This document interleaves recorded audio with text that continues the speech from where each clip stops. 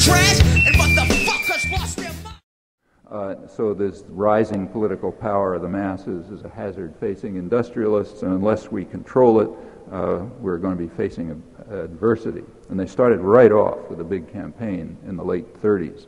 Well, the war sort of put it on hold. It then took off after the war, and the way it took off is pretty amazing. I thought I knew something about this stuff, but was surprised a couple of months ago when the first academic study came out. This is one of the major phenomena of American history. The first study just came out a couple of months ago, giving some of the details of the propaganda offensive after the Second World War, which is pretty staggering, way beyond anything I had thought. I was very self-conscious. Leaders of the business community were talking about the need to indoctrinate people in the capitalist story in order to win the everlasting battle for the minds of men, and unless we do it fast, our way of life. We got to sell our way of life, the capitalist story, and the rule of business and so on, or else we're really in trouble. There was a social democratic spirit in the country, and all bars were down.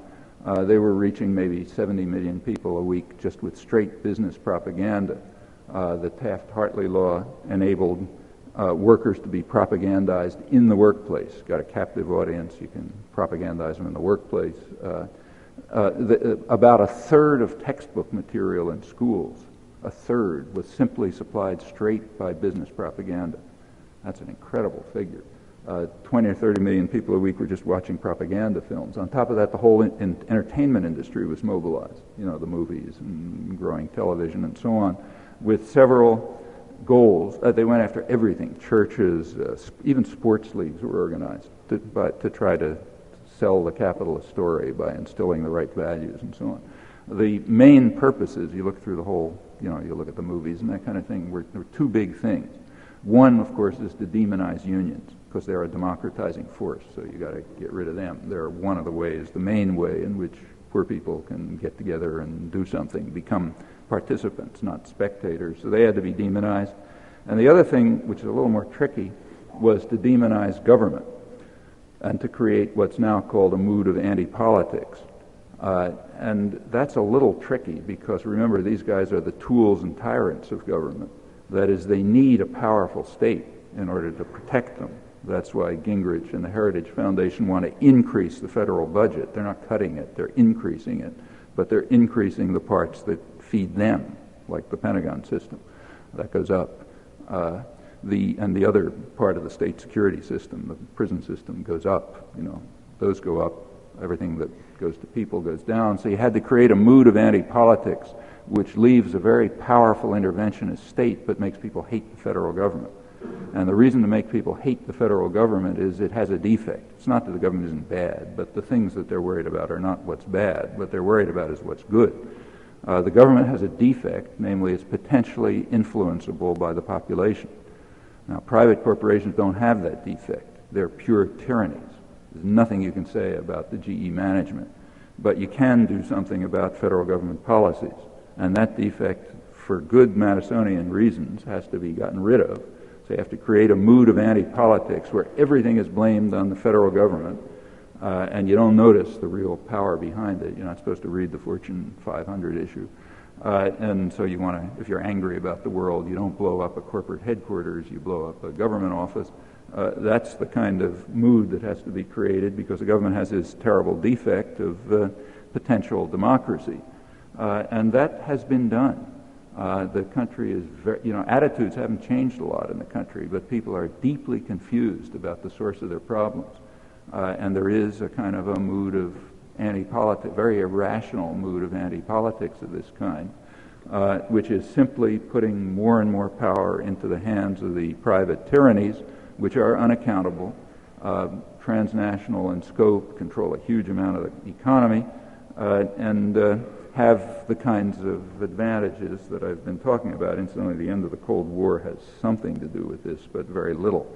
Well, there isn't time to run through the details, and you know them anyway, but there's been a tremendous rollback campaign in the last 20, 25 years to try to reverse the achievements for democracy and human rights and so on that had indeed been won through popular struggle over many, many years. It's not the first time. It's happened before.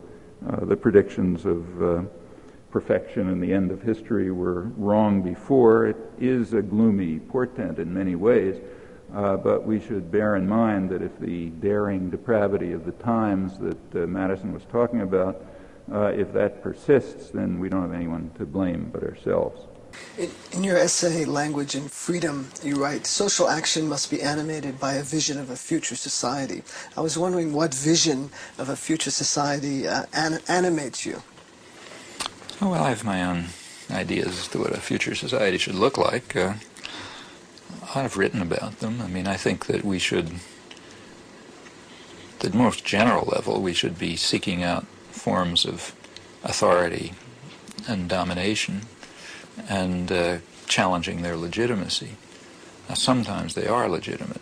That is, let's say they're needed for survival. Let's say they're needed for survival. Let's say they're needed for survival.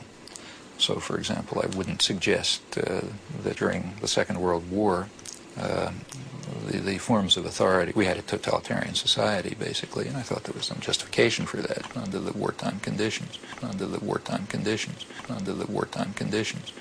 And there are other forms of, relations between parents and children, for example, involve forms of coercion, which are sometimes justifiable. But any form of coercion and control requires justification, and most of them are completely unjustifiable. Now, at various stages of human civilization, it's been possible to challenge some of them, but not others. Others are too deep-seated, or you don't see them, or whatever. And so at any particular point, you try to detect those forms of authority and domination which are subject to change and which do not have any legitimacy, in fact, which often strike at fundamental human rights and your understanding of fundamental human nature and rights. Well, what are the major things, say, today? There are some that are being addressed in a way. The feminist movement is addressing some. The civil rights movement is addressing others. The one major one that's not being seriously addressed is the one that's really at the core of the system of domination, the core of the system of domination, the core of the system of domination, and that's private control over resources. And that's private control over resources. And that's private control over resources.